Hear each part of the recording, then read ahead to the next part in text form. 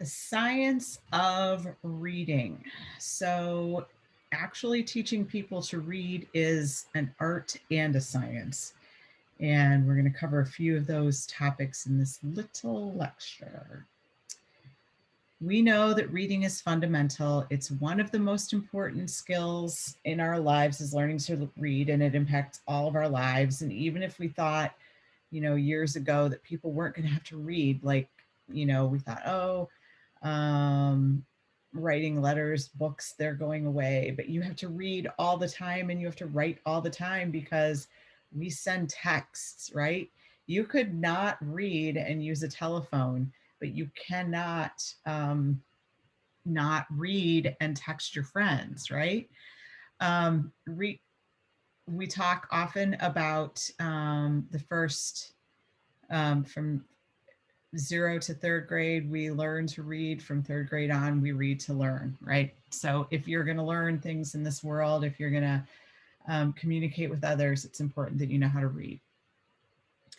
Research shows that children who don't learn to read by the end of 3rd grade are likely to remain poor readers for the rest of their lives and likely to fall behind in other academic areas too. Like I said, by 3rd grade, schools start to rely on you being able to read to understand what we're talking about in the classroom. People who struggle with reading are more likely to drop out of high school, end up incarcerated, live in poverty. It's a tough world for people who can't read. And there are a lot of reasons why people can't read. Our job in early childhood is to set the stage, to help sort of start developing the reading muscle, if you will, to make children understand the importance and value of being able to read so that subsequent teachers, kindergarten, 1st grade, can help them really work on those reading skills. More than 60% of American 4th graders are not proficient readers, and that's terrible. And it is estimated that 1/3 of America's struggling readers are from college educated families. So it doesn't have anything to do with your background. It has to do with how valued reading is in your home.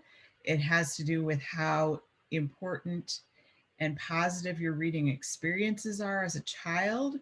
It has there's a lot of reasons people can or cannot read. So we need to be cognizant of that. Throughout the history of education, there have been a wide variety of philosophies about how people learn to read. In the 90s, American educators seemed to fall into one of two camps: whole language or phonics. Whole language folks believed that providing children with opportunities to read, surrounding them with books and words, reading aloud to them, etc., they would develop the skills to read on their own. Just like children sort of learn to walk on their own, the feeling was, well, if you give them all the right things, they'll figure out reading on their own, right? Phonics proponents believe that children need very explicit instruction on letter sounds, letter shapes, how words are put together, etc. In 1997, the United States Congress appointed a panel of reading experts, the National Reading Panel, to review reading research and determine the most effective methods for teaching reading. They looked at 100,000 studies and came to some conclusions. Um, and they issued a report. It's 21 years ago now, but they said virtually all kids can learn to read, right? There are children who are going to struggle, and there are ways that we can help those children, right? But the majority of kids can learn to read. Between 1% and 6% of kids have such severe learning disabilities they'll always struggle with reading, but everyone can learn to read if they're taught.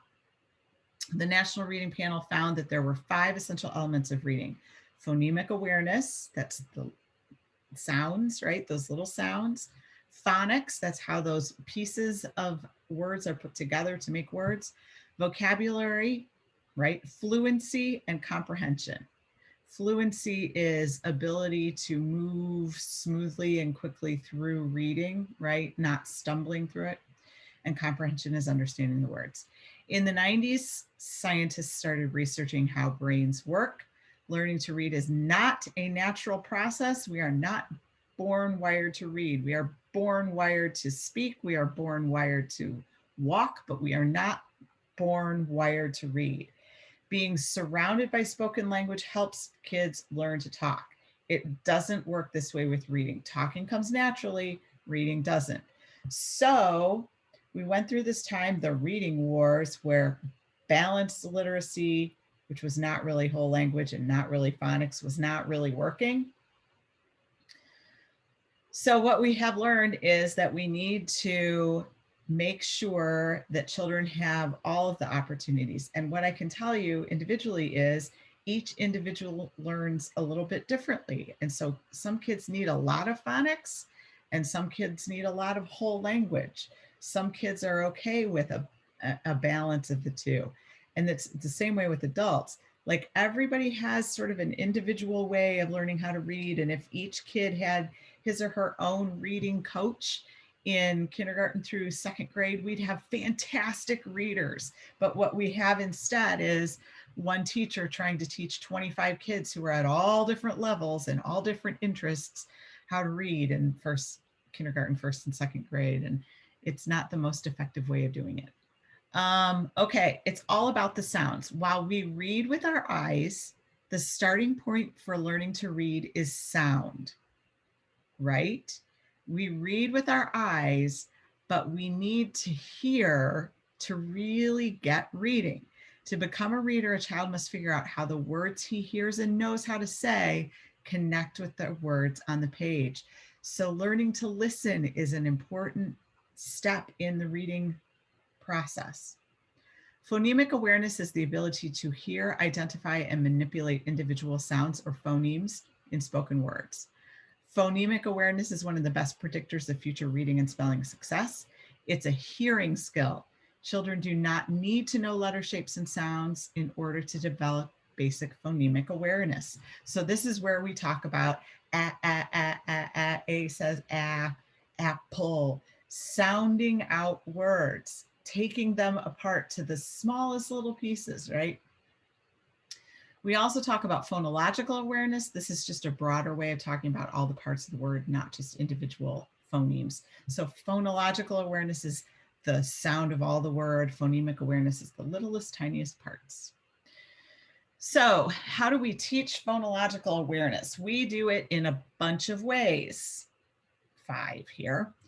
We talk about rhyming. Cat and bat rhyme because they have the same ending. Do you hear that? Cat, at, they rhyme. They have the same ending. Segmenting. I hear 4 sounds in the word nest. N, st. Segmenting is basically breaking a word down into its phonemes. Alliteration. Sam swims swiftly. They all start with the same sound. Also start with the same sound, right? Sound manipulation. Hat without is at. And then blending the sounds. So at makes mat, right? Taking apart words and listening to the sounds. So rhyming words are words that have the same middle and end sounds. You know that. To help children learn how to recognize a rhyme, read rhyming books and play games that emphasize rhymes. For example, which words sound the same at the end? Sit, back, hit. Which ones? Use picture cards and have your child match pictures of objects that rhyme, right? Once a child is capable of identifying words that rhyme, practice generating a rhyme. What word rhymes with map, cap, trap, nap? Okay. It's being intentional and explicit about talking about and making sense of sounds of words. Blending, right?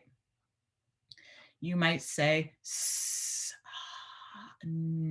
sun, and then have your child blend it together. Compound words, stopping in between 2 words, base, ball, right? Syllables, say la, li, pop, right? And have them blend it. So those are all the things. Onset and rhyme, j, ump, j, ump, j is onset, ump is rhyme. Those are the different sounds together. So taking apart words and talking about the individual sounds is how they learn how it all works. Alliteration, when things start with the same letter. What are some, and it's the sound, right? What are some words that start with this sound? Mouth, monster, mobile, okay? Segmenting is breaking it up. So blending is taking it apart or putting it together, and segmenting is breaking it up. So you would say sunset, they would say sunset. You would say candy, they would say candy, okay? Phoneme manipulation is manipulating sounds within words that involve two components, deleting a sound from a word or substituting a sound from a word. So what's a fish without the f? It's an ish. What's a rake without the ache? What if I put an ul on it? Then it's lake. So that's sort of blending and segmenting all together. Maybe in preschool, we should be focusing less on the shape of letters and just teaching the sounds. We focus on the shape a lot, but maybe we'd be better off at this point talking about the sounds, and then they might get how it works. So phonemic awareness, unglue the word. So if you unglue the word og, right? Baby, pencil. Okay.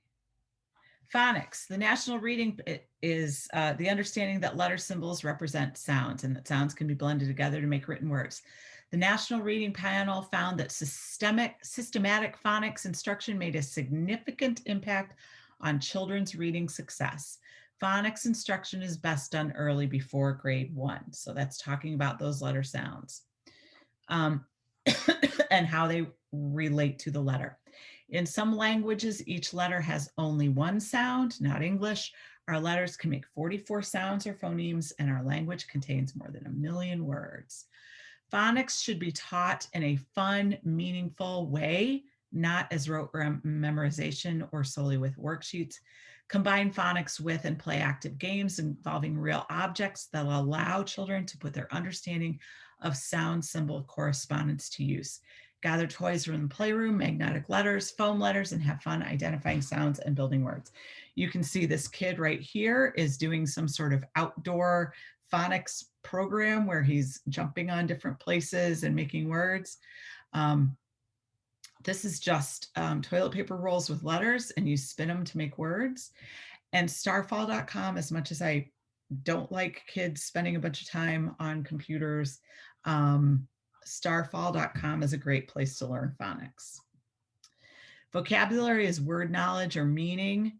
We need to help children learn new words. When you find words in books that you're reading, talk about what they mean. When a child asks you about a word, help them understand it. Fluency is ability to read with speed, accuracy, and proper expression. It comes with practice. So reading out loud, having children read out loud is kind of important, and having independent reading is also helpful. Comprehension is understanding of the story. So you want to know that kids actually understand what they're reading. So what are ways that you can do this? You can have them, and we're talking about, preschoolers here. We can work on comprehension. We can read a story and then we can talk about what happened, act it out, have them recount it in their own words. These are all ways that we work on comprehension. So some kids learn how to decode and read with little instruction. Some need more help. Good phonics instruction is beneficial for all kids. Children with dyslexia benefit from instruction that emphasizes the relationship between sounds and letters. Research shows kids with strong decoding skills become better spellers.